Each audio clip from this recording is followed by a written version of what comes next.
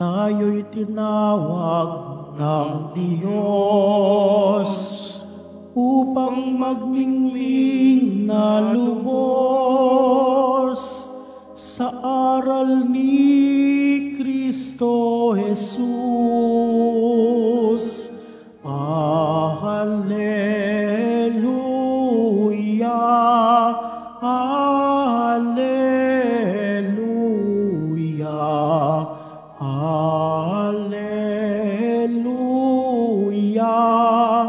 alleluia.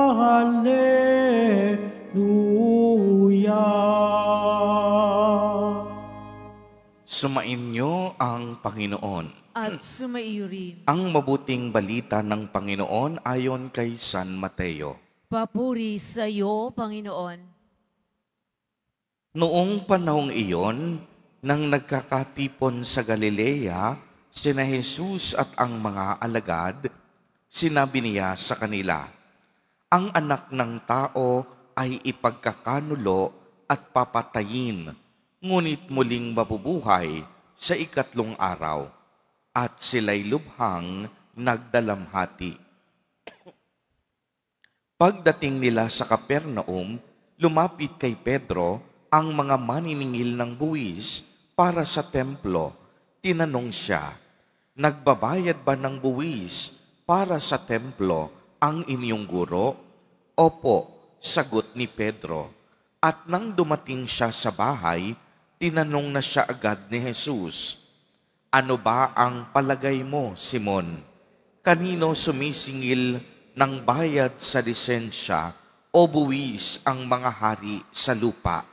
Sa mga mamamayan ba o sa mga dayuhan? Sa mga dayuhan po, tugon niya. Sinabi ni Jesus, kung gayon, hindi pinagbabayad ang mga mamamayan. Gayon man, para wala silang masabi sa atin, pumaroon ka sa lawa at ihagis mo ang kawil. Kunin mo ang unang isdang mahuhuli mo, ibuka mo ang bibig nito at may makikita kang isang salaping pilak. Kunin mo ito at ibayad sa buwis nating dalawa. Ang mabuting balita ng Panginoon. Pinupuri ka namin, Panginoong Hesukristo. Magsiupo muna tayo. Magandang umaga po sa inyong lahat, mga kapatid kay Kristo. Sa lahat po ng ating mga taga-subaybay, sa iba't ibang online platforms, at sa lahat ng ating mga kadiboto, sa iba't ibang panig ng Pilipinas, at maging sa buong mundo, kung saan tayo ay naaabot ngayon ng ating live streaming. Mapayapang umaga din po sa inyong lahat. Purihin at dakilain natin ang ating Panginoon, ang mahal na poong Jesus Nazareno. Mga kapatid kay Kristo at mga kadiboto, malugod po namin kayong tinatanggap sa Basilica Minor at Pambansang Dambana ni Jesus Nazareno. Narinig po natin sa ating ebanghelyo sa araw na ito na tinanong ng mga maniningil ng buwis si Simon Pedro kung nagbabayad ba ang kanilang guro na si Jesus. At sinabi niyang, oo, nagbabayad kami ng buwis. At pagdating niya sa bahay ay ipinaliwanag naman ni Jesus na ang buwis ay sinisingil sa mga tao, ngunit napupunta sa mga mananakop. Noong panahon po ng ating Panginoon, bawat mamamayan kailangang bayaran ang buwis sa templo, maliban lamang sa mga relihiyosong pinuno ng Hudahismo. Subalit ang masakit dito, sa sistema ng dayuhan nanggagaling ang utos na ito at sa kanila napupunta ang mga perang nakolekta sa buwis. Sa ating ebanghelyo, itinuturo sa atin ngayon kung paano tayo dapat mabuhay upang magkamit ng kapayapaan at kapanatagan ng puso. Una, igalang natin o irespeto ang batas ng lipunan.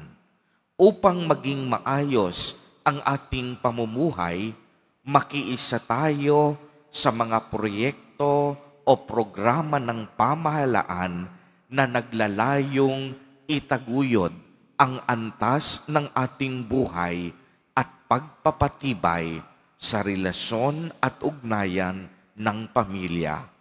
Mga programang nangangalaga sa ating lipunan at kalikasan.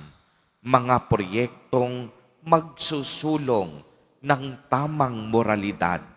Mga programang mag-aangat sa kalidad ng edukasyon ng mga kabataan at mga proyektong mag-aangat sa kabuhayan ng mga dukha at ng mga mahihirap. Hindi po sinabi ni Jesus Nazareno na labagin natin ang utos ng pamahalaan. Siya mismo, nung siya'y nagkatawang tao, bagamat siya'y Diyos, naging masunurin sa batas ng tao. Siya mismo nagbayad ng buwis dahil alam niya na ang buwis ay dapat nakalaan para sa mga dukha at mas higit na nangangailangan. Ikalawa, sundin natin ng buong puso ang batas at utos ng Diyos.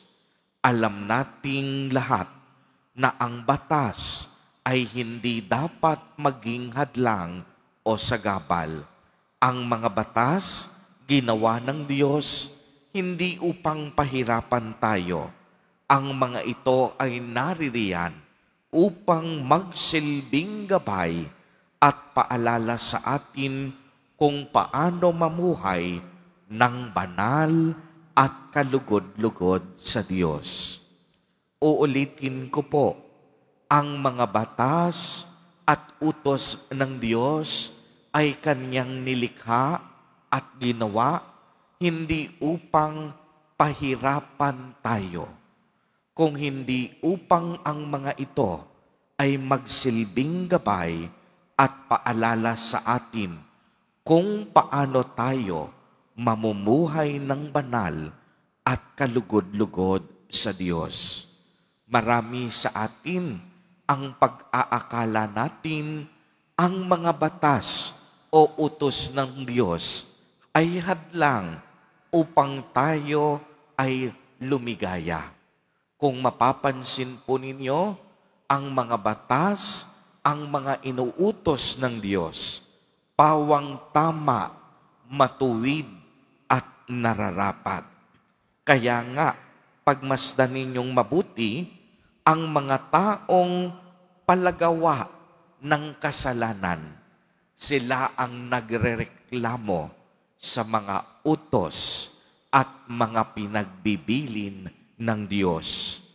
Pero sa isang taong masunurin, mabuti at hindi palagawa ng kasalanan, malaya siya sa mga utos na ito dahil alam niya na hindi niya nilalabag ang mga batas na ito, sapagkat ang taong mabuti at banal hindi lumalabag sa mga utos at batas ng Diyos.